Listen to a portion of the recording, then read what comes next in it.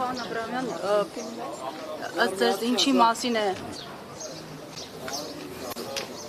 մասին է այս գործը, հերթական վերակենդանացված դրվագը, ինչու են հատկապես այս պահին հիշել եւ վերակենդանացրել գործը։ Իշխանության հաշվարկը այս եւ այսպիսի այլ դեպքերում հետեւյալն է։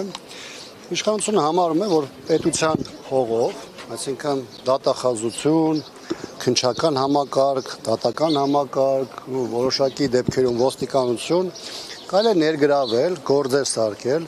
մարդկանց զբաղվածությունը ուղղել այս ուղղությամբ, որովհետև ժամանակը այսօր ամենակարևոր եւ ամենաթանկ ռեսուրսն է,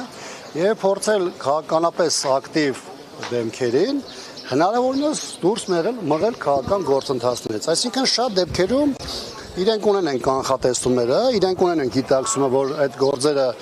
չեն գնալու եւ ես տրամաբանական կետին չեն հասնելու իրանց տեսանկյունից եւ այս իրավիճակում իրանց համար գլխավոր խնդիրն է սկսել քաշքշուկ 4-5 տարվա կտրվածքով մարդկանց տանել, բերել, ժամանակ ամբողջությամբ կենտրոնացնել այդ մասով, որից բնականաբար քաղաքական առումով տուժում է տվյալ անձը, տուժում է նրան ներկայացնող քաղաքական ուժը եւ մարդիկ։ Նույնը դրսևորվում է առաջին հերթին Սերժ Սարգսյանի դեպքում, որպես նաեւ հանրապետականի ղեկավար, նույնը արտահայտում է հանրապետականի փոխնախագահ Արմեն Աշոտյանի գործում, որը դուք հաճախակի լուսաբանում եք, եւ կարծում եմ, որ նաեւ Սերժ Սարգսյանի հետ կապված այլ քրեական գործերը, որոնք տարբեր բավականին ծավալուն է, սա ենթադրում է այս ընթացքում հայտեր տարբեր քաղաքական ուժերի կողմից, տարբեր գործիչների կողմից, այս թեման չի սկսում Էդմոն Մարուքյանով կամ Վահան Բաբայանով, սա պետք է բերի լայն քննարկումների այն ուժերի համար, որոնք հետաքրքրված են եւ սա որպես գործիք անվստահության գործընթացը դիտարկում են եւ այդ պարագայում արդեն վերջնահարցունքում պարզ կլինի, թե ստեղծված իրավիճակում, առկա իրողությունների պայմաններում ով է օպտիմալ թեկնածուն եւ ըստ այդմ էլ որոշվի, թե ումով են գնում կամ ում են առաջադրում։ Պարոն Աբրահամյան, եթե ամեն դեպքում այս պայթրությամբ առկա միակ թեկնածուն, որին առաջադրել են Էդմոն Մարուքյանն է, եթե պատիվ ունեմը դեմ է, ինչպես հասկացանք մյուս ֆրակցիան եւս, ինչու ձեր մեջից չէ կարողանում ձեր թեկնածուին առաջադրել, իրենք էլ ասում են, որ ոչ մեր թեկնածուին են համաձայն, ոչ իրենք են թեկնածու առաջադրում ու մտադրված վիժեցնում են այս գործընթացը։ Անկեղծ ասած, ես արդեն այդ հարցի պատասխանը տվեցի, իհարկե ես չեմ կիսում այն մոտեցումը, որ այսօր կա մենակ մի թեկնածու կամ բացառապես մի թեկնածու։ Կա Էդմոն Մարուքյանի ինքնաառաջադրումը, ու ինքնաառաջադրումը չէ, քաղաքական դաշտում ինքնաառաջադրումը, բայց կա երկու անձանց կողմից, երկու պատգամավորներից կողմից պատրաստակամությունը եւ process-ի մեկնարկը, բայց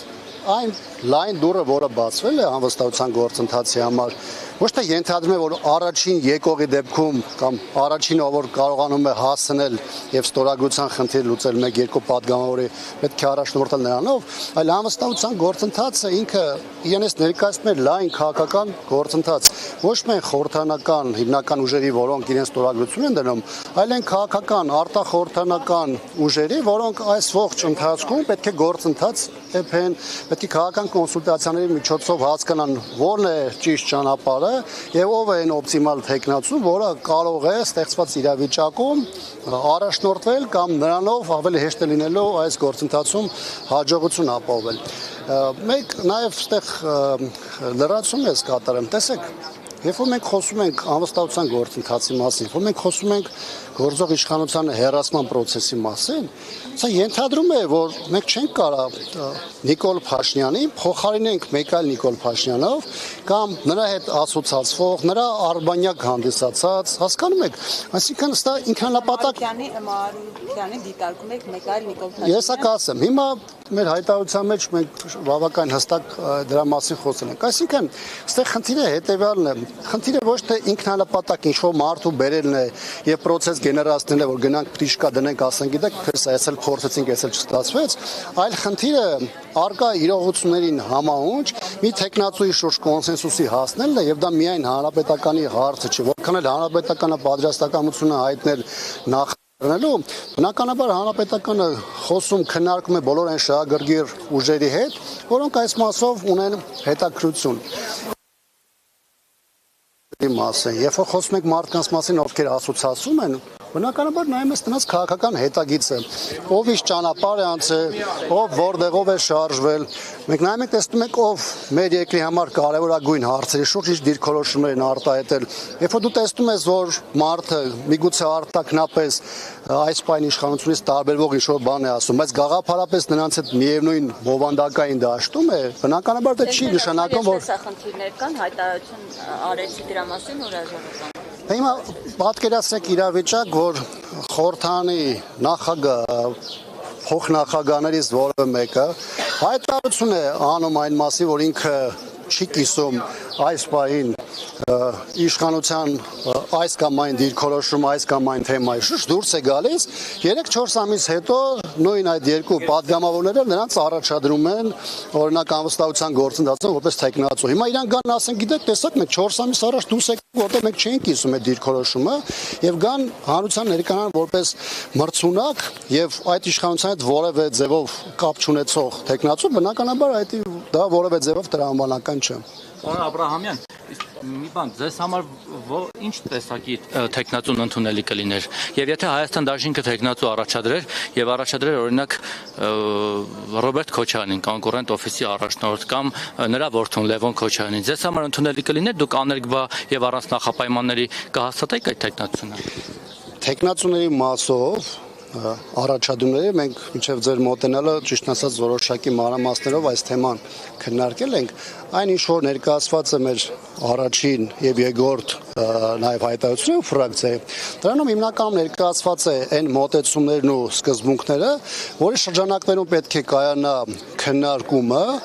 եւ դրա արդյունքում պետք է լինի առաջադրված թեկնածու հիմա այստեղ կա մի հանգամանք երբ որ մենք խոսում ենք կոնկրետ թեկնածուների մասով շատ կարևոր է որպեսզի հնարավորինս լայն համախմբում տեղի ունենա նրա շուրջ եւ երկրորդը մենք հնարավորություն ունենք առաջադրենք մի թեկնածուի, որը ստեղծված իրողությունների պայմաններում այդ դերը եւ առաքելությունը կարող է ամենահաջող ձևով իրականացնել։ Երբ որ կլինի ցանկություն, երբ որ այս թեմայով կլինի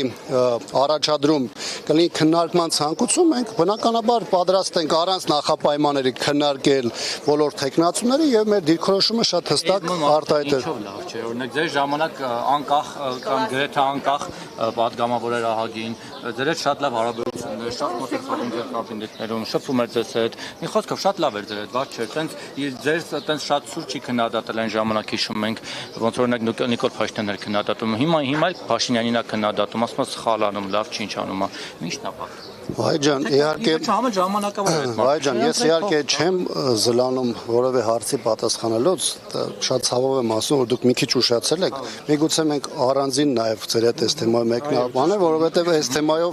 3 համատեքստում արել եմ, ես ձեզ առաջարկում առանձին մենք իրար այս թեմայով ինտերվյու անենք։ Էդմոն Մարուկյանի թեմա։ Լավ։